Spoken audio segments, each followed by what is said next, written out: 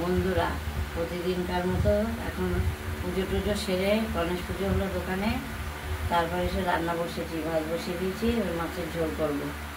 এবার তেল তেতে গেছে, মাছ দেবো, মাছ ভাজা করতে হবে। বন্ধুরা, আজকে নববর্ষ, সবাই বড়রা প্রণাম নেবে, ছোটদের ভালোবাসা দেবেন।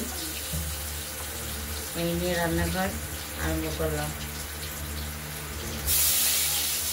মাছের ঝোল করবো, মাছ ভাজা বসিয়ে দিলাম।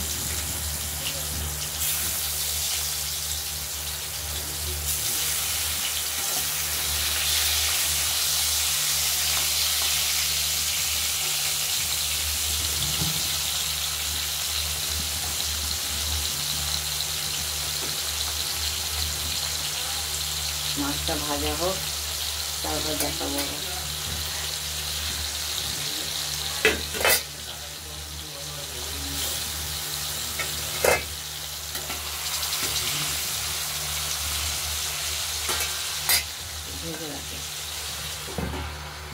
মাছ ভাজা হয়ে গেছে, মাছগুলো ভাজা হয়ে গেছে।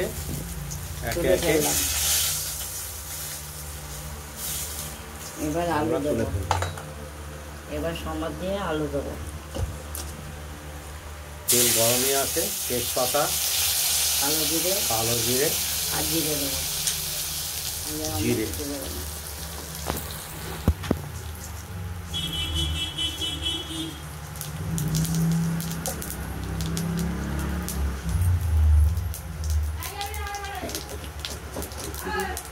দুটো সমান, এটাকে বলতে এই মা, এটা তো ইয়ে করেনি তো, আলু তুলে না ঠিক আছে। লেগেছে, আলু দিয়ে দিলাম।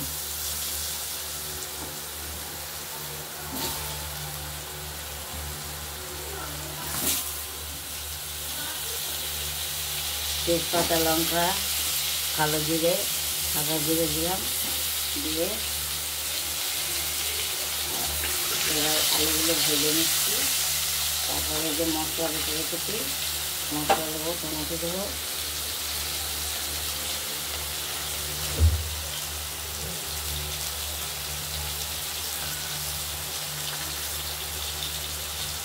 একটু তেল দিয়ে দিই।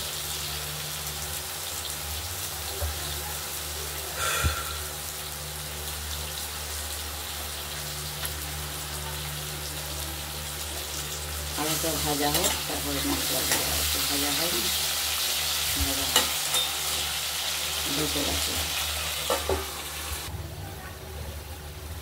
বলবো, আলুগুলো ভাজা হয়ে গেছে, এবার মশলাটা দিয়ে দিলাম।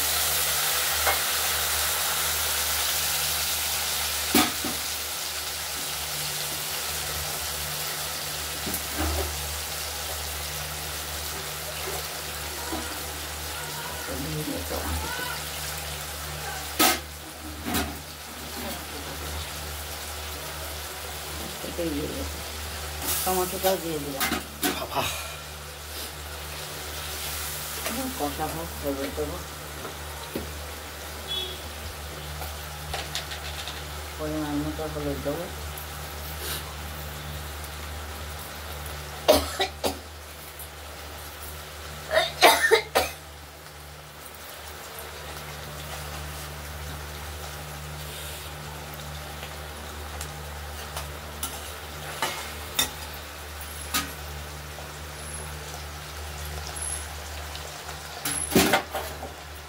এবার মশলাটা কষানো পর্যন্ত ঢেকে রাখবো।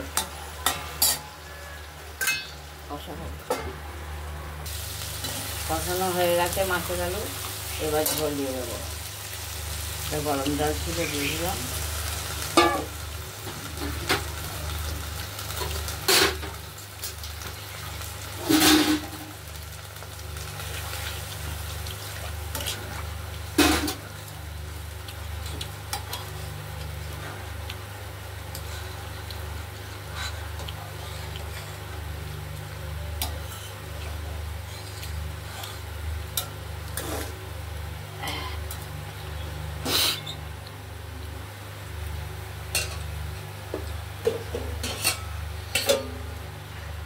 এবার মাছগুলো এক এক করে দিয়ে দেবো।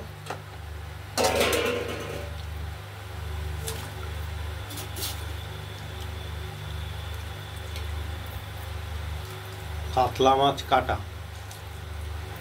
500। এই 4.5 কিলো ওজনের কাতলা মাছ তার থেকে কেটে আনা হয়েছে 500 গ্রাম। ঝোল হচ্ছে, ঝোল বসিয়ে দিয়েছি। আলু সেদ্ধ হোক, আলুই হয়ে যাবে। পরিমাণ মতো নুন দিয়েছি।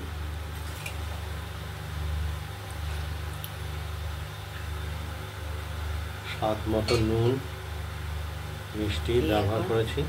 ঢেকে দিচ্ছি আলুটা সেদ্ধ হোক। আর কিছুটা বাকি আছে।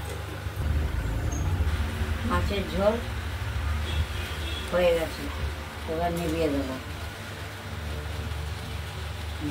কাতলা মাছ এনেছে বাজার থেকে, তো পাতলা ঝোলই করলাম, সবার পেট যাতে ভালো থাকে।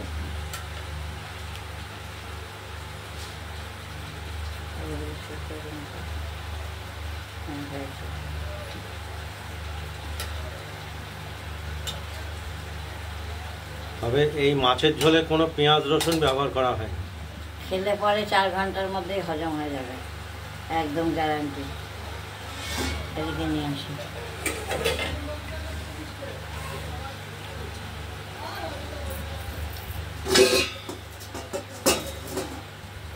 মাছের ঝোলটা হয়ে গেছে, নামিয়ে ফেললাম।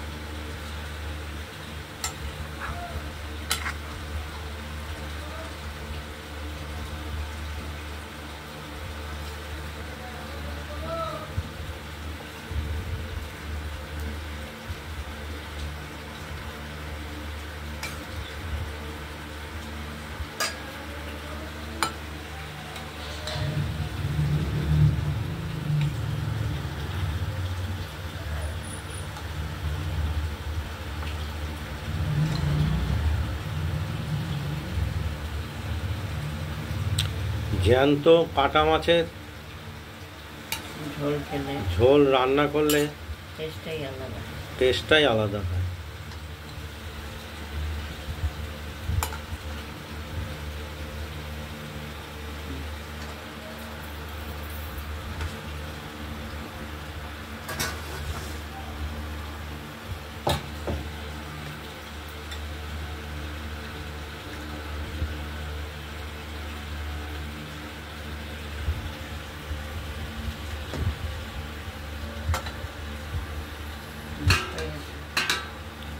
আপনারা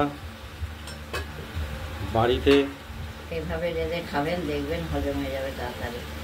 এভাবে রান্না করে খাবেন। পাতলা ঝোলই করিয়ে নিন। হালকা মশলার উপরে রান্না হয়েছে।